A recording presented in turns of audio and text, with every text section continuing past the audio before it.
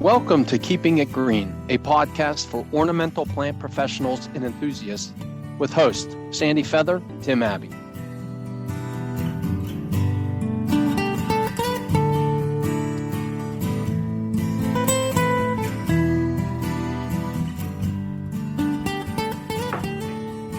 Hello, welcome to Keeping It Green, a podcast from Penn State Extension for ornamental plant professionals and enthusiasts. I am one of your hosts, Sandy Feather, sitting in for Margaret Pickoff. Margaret is a horticulture educator with Penn State Extension, as am I. She is usually our main interviewer and is joined by green industry team members as co-hosts. She's on vacation, so I am going to be your host, and my co-host is Tim Abbey. Hi, Tim. Hey, Sandy, how are you? Good. How about you? Not bad. Good. On today's episode, we'll be joined by Leigh Geschwill, owner and sales manager for F&B Farms and Nursery, and immediate past president of the Horticultural Research Institute. Horticultural Research Institute is the American Hort Foundation that supports scientific research and students for the advancement of the horticulture industry. Before we get to the interview with Leigh, we'll start with a quick check-in about what we, your hosts, are seeing and thinking about at this time of year. So, how's everything in York, Tim? Not bad. Just wrapped up the work out at one of Penn State's research farms for the annual flower trial that Penn State runs. From what I don't run it, I just help. I think it's the largest one on the East Coast, and I think the second largest one in the country. Mm-hmm. So if anybody's listening who's close to sort of the Harrisburg area of Pennsylvania, the research farm is open to the public, basically dawn to dusk.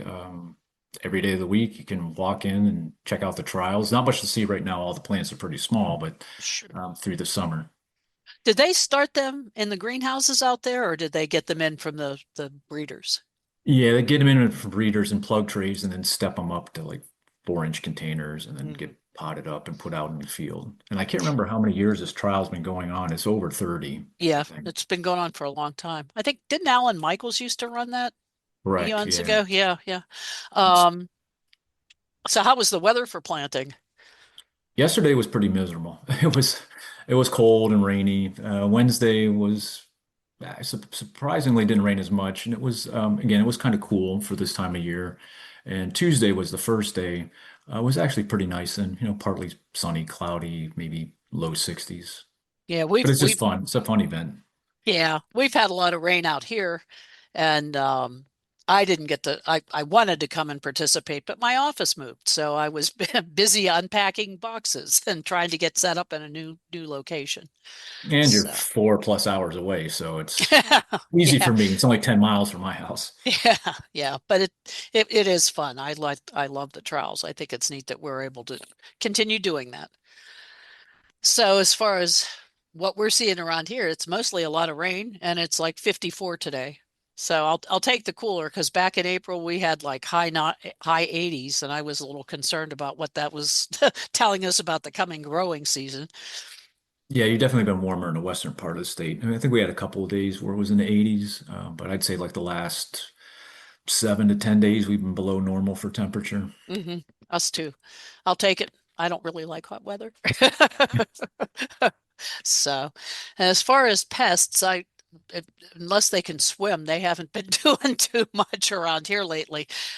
We did. I had noticed damage from European pine sawfly on some Yugo pines at a local shopping center, and they're pupating already. I didn't see the larvae at all.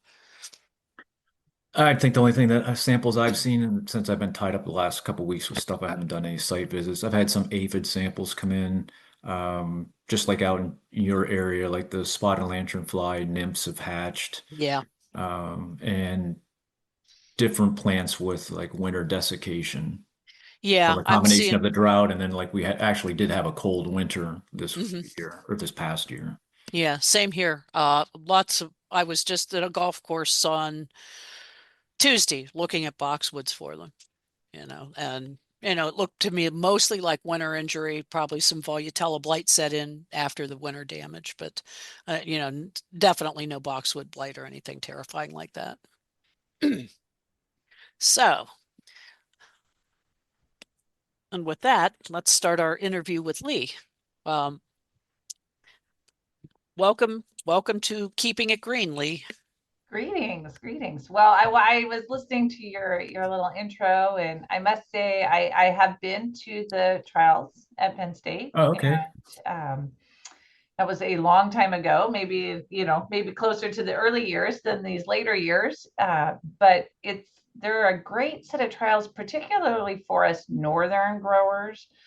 Mhm. We of course have a large set of trials in California every spring, and you get trials down in Florida and Texas, and which is great if you live in those southern states. But Yeah. those of us who live in the northern states and kind of seeing how things go through the spring and summer, it's nice to have a few trials that are north of the 45th parallel. So I enjoyed seeing it, and it is quite a large production. So Yeah, it really is. And we have had some, later frosts. I mean, traditionally we would tell people, don't put your tomatoes out before Memorial Day. But people, when it was 88 degrees the other week, people were like putting their tomato plants out. So, Right, yeah, they get excited. yep. That's Yep. typical. So some of them got nailed by frost. It happens. But So real quick introduction for myself. I mean, we run a bedding plant nursery out here in Oregon, and I ship to independent garden centers in Oregon, Washington, and Idaho. mhm. And then we also have a third generation family farm. So we get to grow things like hazelnuts and hops, which are used in beer, and some vegetable seed crops and grass seed, bent grass and ryegrass, and all those good things that we can grow here in the Willamette Valley. So Nice. bit Nice. of a diversified operation, but still a small business. I mean, we're 50 employees or less year round for both operations. So So still. did you and your husband start this nursery, or So is this a actually, family? there's four of us. So there's my husband and myself and my brother-in-law Bill and his wife Heidi. All Okay. four of us are all Oregon State grads. So I was the only one without a horticulture or agricultural degree. I had a degree in residential architecture, but here you are. So Nice. maybe Yeah, that's how really. I ended up in sales instead of I'm not in the growing department. So Uh, but that's nice. yeah, yeah. It was I mean, I was a city girl, but it's farming and a rural lifestyle is a nice place to live and a nice place to raise a family. So Yeah, the I green industry team took a trip to Oregon in 2019. And so we got to see some of the grass seed production, and we went to pick seed, and they do a lot of breeding. And I can't remember the woman's name who toured us around, but she was great. And it really, I'm more of a tree shrub kind of gal. But I was fascinated by the grass seed growing and the breeding and how they evaluate those plants for, their disease resistance and their texture and habit. And but the other thing they needed to do is produce seed. And if it does, if no matter what great grass it is, if it doesn't produce much seed, it's not going to be real useful to them.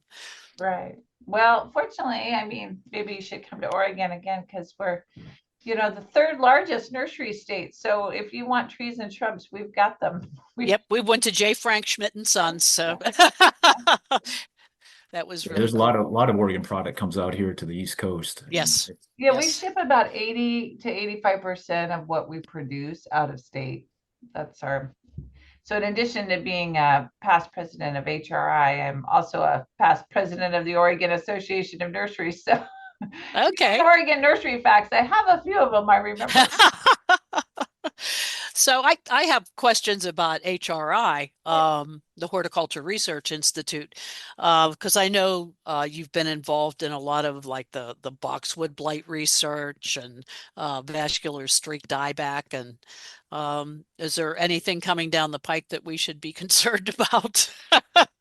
Well, it's interesting. This year's research grants, a lot of them were really what I would call basic scientific research. I mean, there is, of course, we do like vascular street dieback. We have continuing projects that are working on furthering that.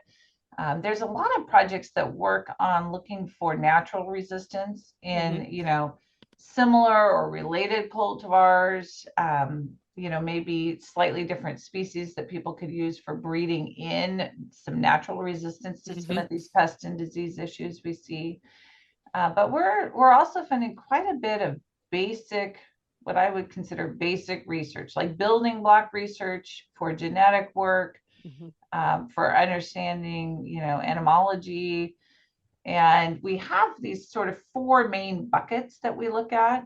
One of them is consumer insights, which is kind of a newer thing, like actually studying, what it is that consumers do in our particular environment for retailers and for garden retail. We look at quantifying plant benefits. So, you and I and Tim all think plants are great. And, we understand that, our lives are happy and good with plants in them. But how do we quantify that for other people? Like, how do we, really put our money where our mouth is and not just have some, fancy taglines that don't mean much? And then we talk about, of course, production issues, how do we move the general production cycle forward? But the last one is innovation. So it's either innovation through like genetic work or innovation through technology. And how do we do those kinds of things?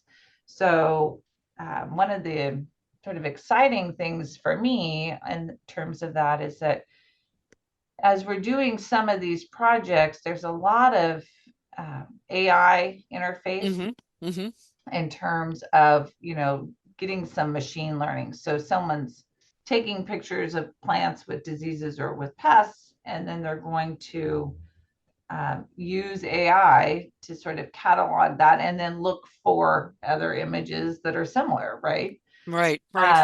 So it's great that we're kind of getting these sort of baseline things taken care of. And I think we've got a good partnership starting with USDA so that they'll house these images so nice. that it won't be proprietary just to one person's AI, but anyone can go to USDA and get these images of disease on different plants or pests in different situations. So I think that will hopefully help that, technology leapfrog a little faster. That sounds great. Yeah. For our audience that's not familiar with the Hort Research Institute, could you just give a little history and like where your funding comes from for that you give out for these projects? So the Horticultural Research Institute was started long before American Hort, which is sort of the national horticultural industry organization, came to be. Before American Hort, there was, of course, the Ohio Florist Association, and then there was ANLA, which was the American Nursery and Landscape Association. And HRI was kind of separate from both of those, but as those two bigger organizations merged together, which kind of merged the nursery and the greenhouse side of our industry, HRI sort of got folded into that. But HRI itself is we're self-funded. We have, I think we've got in the neighborhood of 3,000 named funds. I mean, it's quite a few. Don't quote me on that. And I'm sure Jennifer Gray, our gal wonder, our esteemed administrator, would have the exact number. But there's numerous funds, and some of those are funds for scholarships. Some of those are funds for research or specific things, specific types of research. But basically, it's people have donated money. People have donated money and started funds and got their customers to pitch in or their vendors to pitch in. So right now we're sitting with about $20 million in an endowment. Nice. So we don't ever touch the principal. We just use whatever money it kicks off is what we use for funding research grants and proposals every year, and also all of our scholarships. Well, I think that's wonderful to support that next generation of horticulture. I think think it's great too that the industry sees the value in it. And I mean, it's the industry's money, and we're seeing the value that, like, yeah, we need to do this, and this is an important thing to set aside. And the great thing is that HRI leverages, so we have our own money that we're putting in, but we leverage all those dollars and match them up with grants from the government. Okay. So there's a Floriculture and Nursery Research Initiative grants that come out. There are the Specialty Crop Research Initiative grants. Those are two big ones that we use, and some pest and disease funding. So we're able to take our dollars and match that up with some federal dollars and some federal research going to really get the most bang for our buck, which is fantastic. Because I mean, you always are, you know, that there is always going to be a new pest and disease show up. You know that there's always there's always going to be problems to solve. I mean, we have a pretty interesting labor issue. I mean, we're technically at full employment. We have like very little unemployment, but we really don't have enough labor to grow with the needs of our industry. So, well, and a lot of times it's hard. I know here in Western Pennsylvania, like the landscape contractors and even the garden centers and stuff, it's hard for them to find help. Right. You know, I mean, and we got to get smart, and we got to like figure out, like, the technology. Right. Yeah, because a kid can make a pretty decent buck flipping burgers at McDonald's, and that's a lot easier than sweating out in somebody's yard planting trees. But maybe not as good for your mental health. I think. I agree. I agree with that. I agree with that 100%. It was funny when you were talking about, what customers want. I'm on my community shade tree commission, and it was so much work that we've changed how we're doing it, but we called it the Front Yard Tree Project, and we would plant small flowering trees in people's front yards and fence them off from the deer for free. And the number of people who said no was phenomenal. No, I don't know if it's because they thought that there'd be some kind of a catch to us planting these trees. And a couple of people did say, nah, I'm getting rid of all my trees because I don't want to have to rake the leaves. But it was just interesting we understand the value and benefits of plants for our mental health, for the environment and everything. But not a lot of people seem to have that appreciation.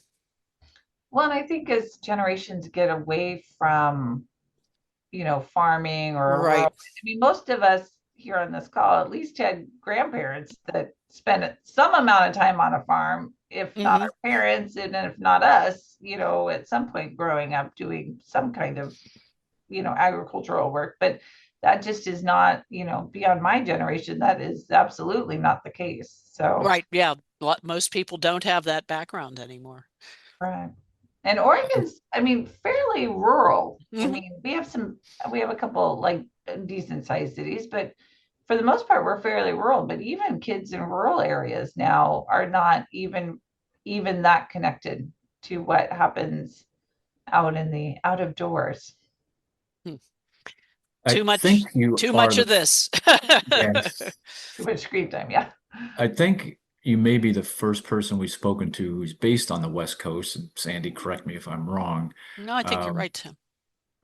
I mean, and labor seems to be a fairly universal challenge for the ornamental plant industry, and various pest complexes. I think a lot of the pests are shared too.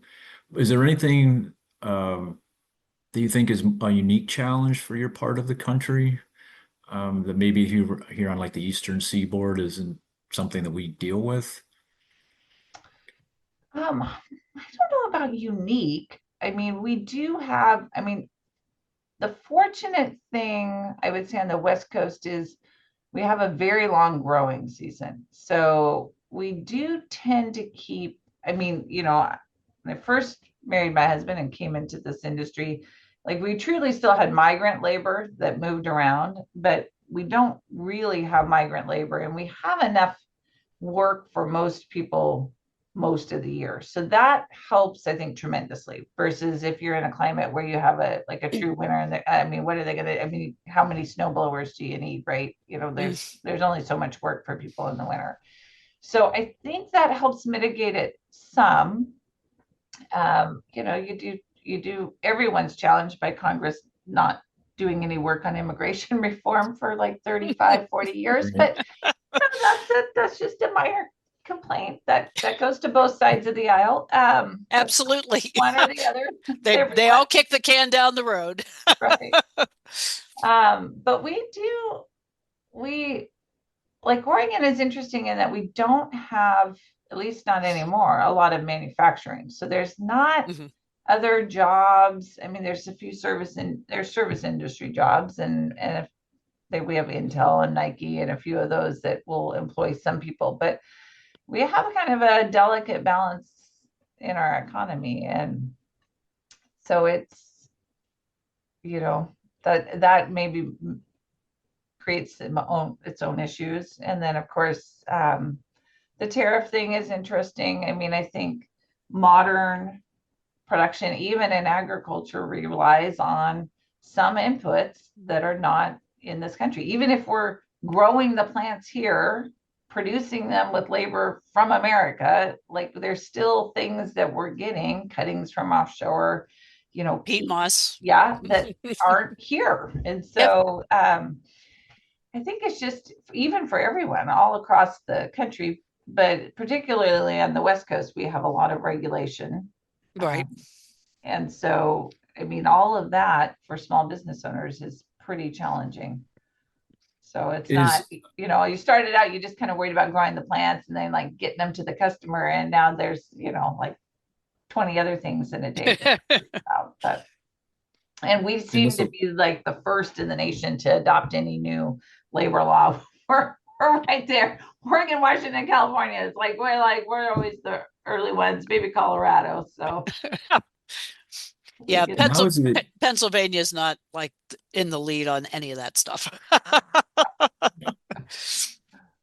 What about I guess I'll use Pennsylvania as an example. Like we have the Pennsylvania Landscape and Nursery Association, and then there is no like greenhouse growers association. Floral, yeah. So it's kind of some fracturing of the entire green industry in the state as far as a political force for lobbying.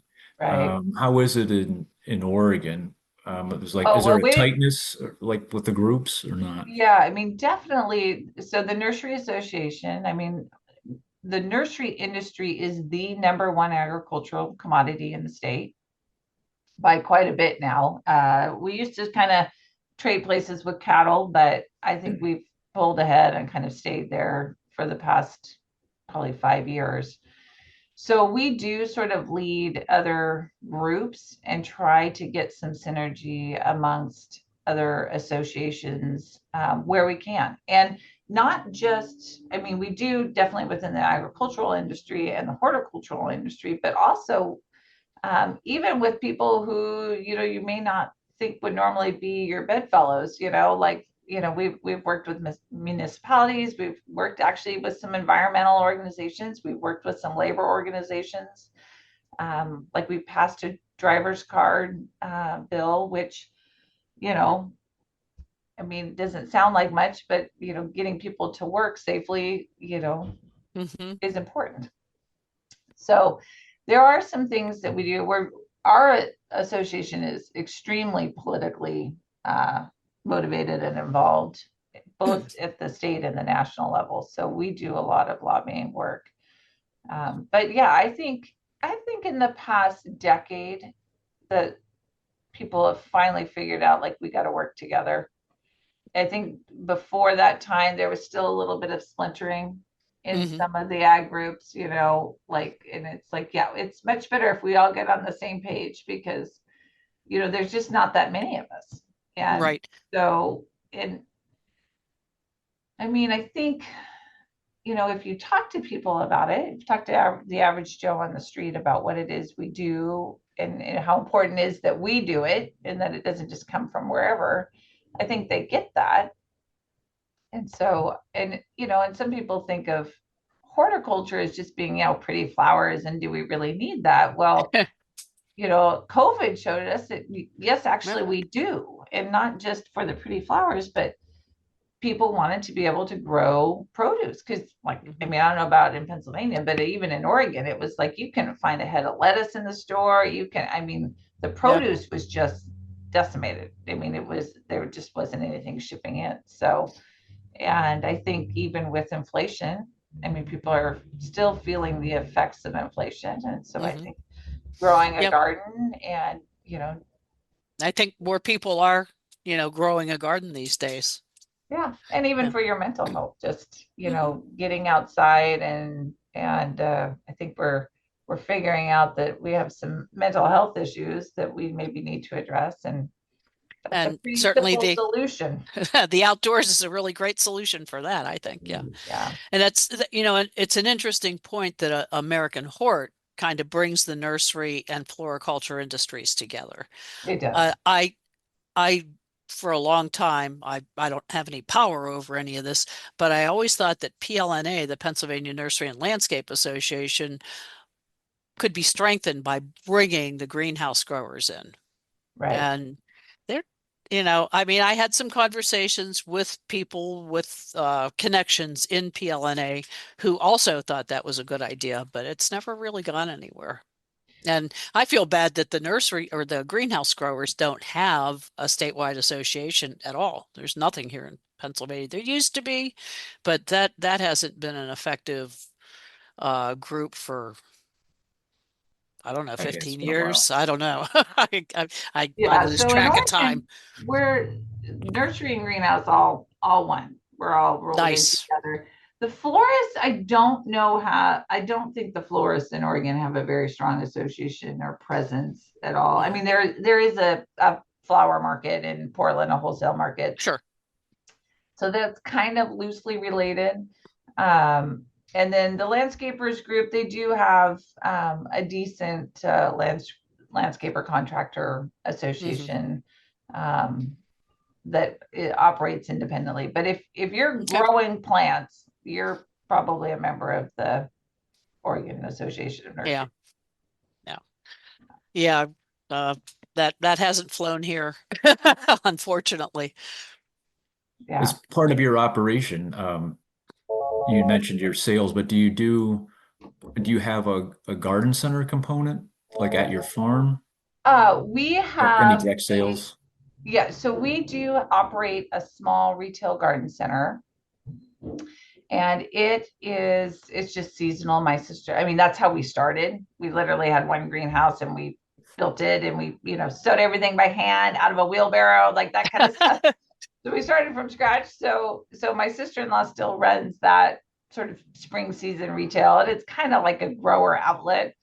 I don't really advertise because, I don't want to be competing with my wholesale customers, but we've had people that have come to us forever and ever and ever. So, but it is kind of nice I'm on the wholesale side. It's kind of nice to be able to have like my own little research. I could just, bebop over to the retail, like what are people buying and what looks interesting and what's selling out. So it's good feedback for me, doing forecasting and planning for next year to see like, what's moving and what's doing well and how does it look in a retail setting versus, in a growing setting and what's happening with that. So. Well, that was my follow-up question was sort of like, what are people buying on the West Coast? Again, I've never traveled to the West Coast. So I'm trying to figure out like, as far as like retail, like, what, is there any difference or people got a favorite plant out in that area? Everything. People buy everything. So because we do have such a long growing season, we have 3 really good seasons, out of the year. So you get kind of December, January, February is maybe not so great, but like you can get plants going up until Thanksgiving, look great outside. So, and by March, everyone's out and getting busy. Nice. So our gardening consumer here is fairly savvy. I think compared to what I see other places, like they know their plant material by and large. Young people are, crazy about houseplants. I think that's true around most of the country, but they, and that's great because that's how you're going to get Gen Z gardening out in their yard later, right? Like I was they going to have say, their I houseplants think that's now because they're in yep. college and they're living in apartments, and that's what they can have is like, something small they can have on their backyard, on their balcony, or, in their windowsill. But like my daughter's at That's college. kind of the hook. And then pretty Yeah. soon they're gardeners. Yeah. Well, she's at college and somebody got seeds and they started tomato plants out on their balcony of their apartment. So, I'm like, okay, well, that's great. I think that's Go for fantastic. it. Yeah. Yeah. So we see that a little bit, which is, I think, is good. I mean, it's nice to have plants inside and out. So I think that's a nice little addition to the marketplace. But yeah, pretty savvy. I mean, they want all the unique stuff and all the, I mean, they want everything. So, and we can grow a lot of everything. So then they really want it. So, I hear people talking about other marketplaces where like, we can't sell this, we can't sell that. And I'm like, well, if it looks good, you could pretty much get it sold here. Okay. Do you have like a top 5 bedding plants that people really want? Oh, well, they always want calibrachoas. Okay. Everyone loves a good calibrachoa, pretty strong workhorses. Seattle market is big into begonias. That's a big begonia market. Zinnias, always popular for summer. Good pollinator plants, Yeah, good cut they flowers. They are. And lots of lavenders too. Again, decent for pollination and whatnot. Small fruits, we have a great climate for small fruits here. So any kind of berry, that's always, people can really go to town with those. Are you bothered with the spotted winged Drosophila? We do. I don't think it's a huge pest. I mean, it is here, but it's not anything I think that is really impacting, especially like a homeowner. I think that's not a problem. Thrips is more of an issue. And I mean, it's not necessarily going to kill a plant, but just in terms of looks. Yeah.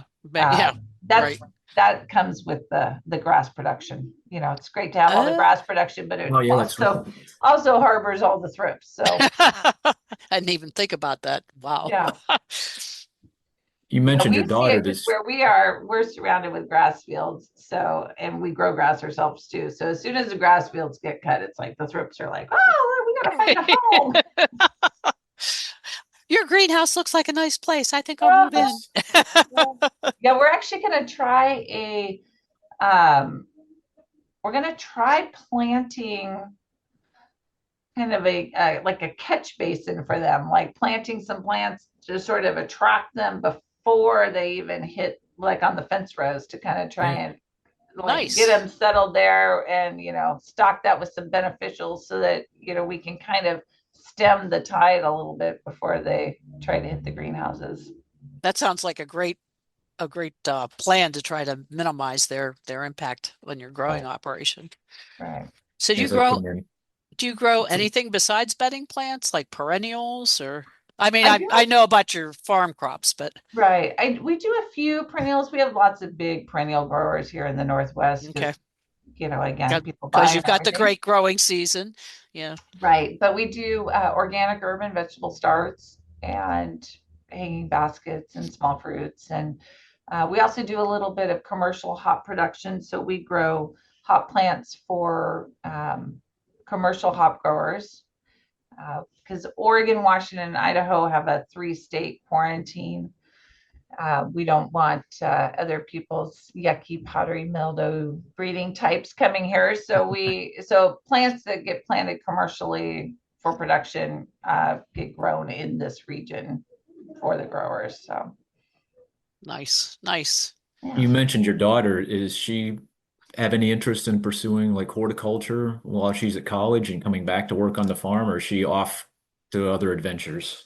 Well, she's talked about working at the nursery, but she's getting a degree in civil engineering. So I don't know. We'll have to see how that pans out. But at the moment, no. We thought we'd give her the choice, though. My husband just grew up, was just understood you're going to be a farmer. So that's nothing to think about there. But we thought it might, make her happier to make that choice herself. because there's a lot of work and a lot of long hours having your own business. I mean, I think it can be extremely rewarding, but you definitely want to have that be your choice and want to do it, Right. not have to do it. So Right. Yeah, I so think we'll see. I mean, there's lots of kids that, go to school for other things and leave farms and leave nurseries and decide later, wow, man, it was actually kind of a good gig, and they come back. So they always have that opportunity. Yeah, yeah, I don't. one of the landscape companies here, the sons both went off in different directions, but now the oldest boy is back running the landscape company. So he decided this wasn't such a horrible way to make a living after all. Right.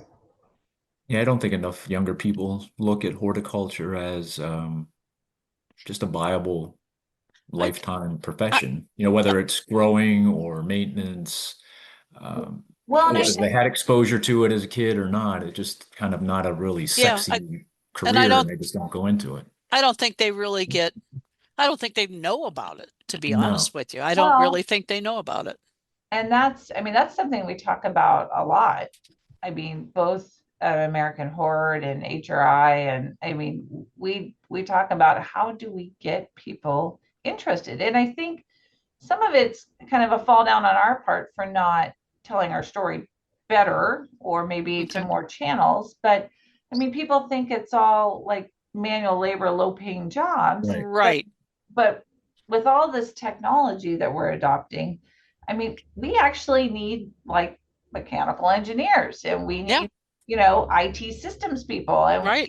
there's other things that we need, and there are quite a few professional, what I would call professional level, college degree jobs in our industry, but I Mhm. think we're haven't done a great job of marketing that.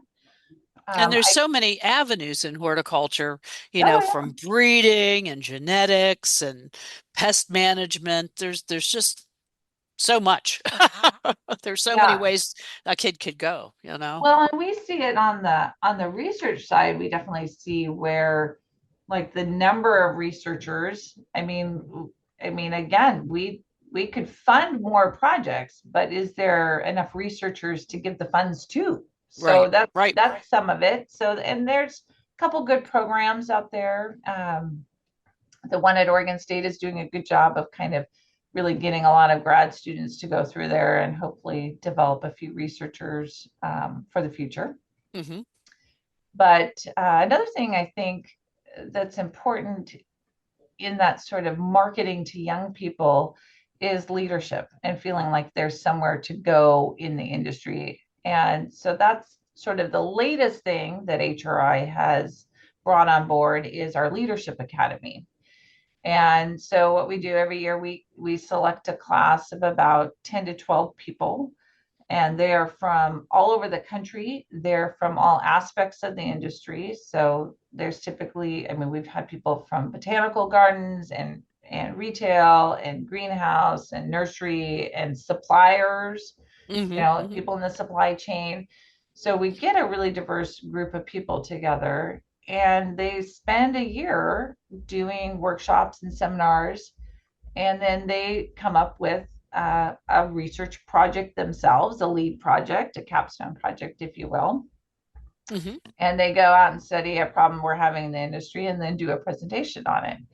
But the idea is to give people an opportunity to get some leadership experience and know-how that incorporates good basic leadership, getting some business acumen, getting some government relations and advocacy acumen, and industry acumen, but also gives them a chance to network and a chance to get exposed to some other sides of the industry so that they can go out and then, further their own careers, further the industry, be our next generation of leaders. So Hmm. that, I think, has been a very exciting program.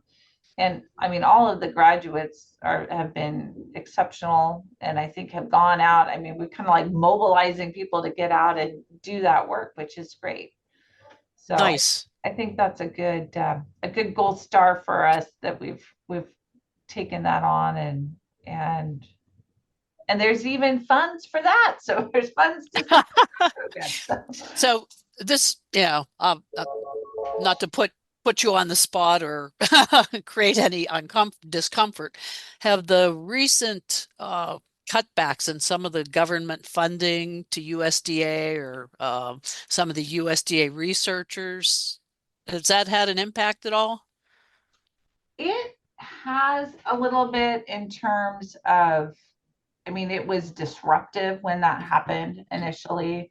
I mean, we were clearly, especially ARS, the Agricultural Research Service, I mean, we were very concerned about researchers in that particular part of USDA, because that's typically the folks that we're interacting with.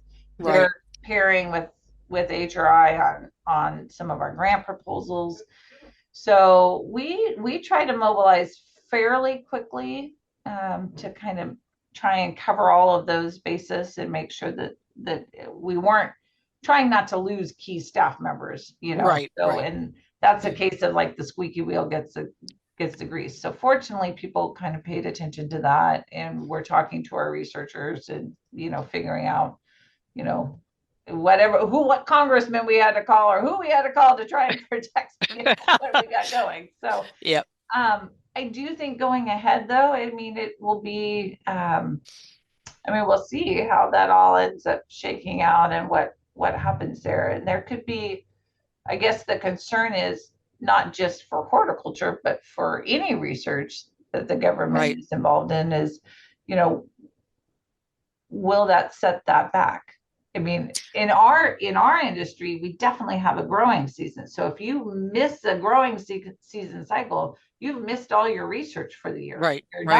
So like it's very time sensitive and critical. Like you got to get it done when it's time to do it. So so I think that's something that definitely groups like American Hort and the Oregon Association of Nurseries, and I think Ohio too does some national lobbying, definitely are talking to people about as they go ahead, that we've got to keep this. I mean, we're such a small fraction of the budget. I mean, we're like rounding errors. Really and truly, we are like rounding errors in the budget. So don't cut this minuscule part. Exactly. Really effective. I mean, I think for the most part, we can make a pretty good case, like even to Elon, that we're very efficient with the dollars we get. We use it very well. And that's a good thing. So hopefully, hopefully they'll listen.